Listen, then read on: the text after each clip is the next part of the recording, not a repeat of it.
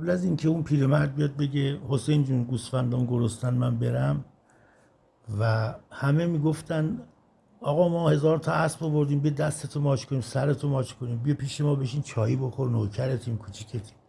ولی بعد از اون همه رفتن و ایشون موند با 7 8 10 تا پیرمرد 90 ساله، 4 5 تا جوان 15 16 ساله، زن و بچه. و اون شب خیلی به این خانواده سخت گذشت، خیلی خیلی زیاد.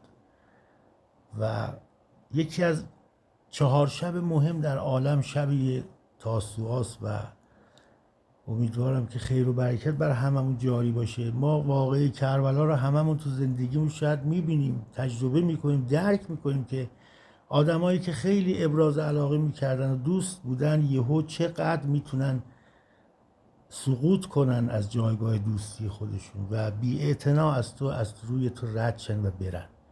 امیدوارم که من نترسم از اینکه بخوام از حق دفاع کنم.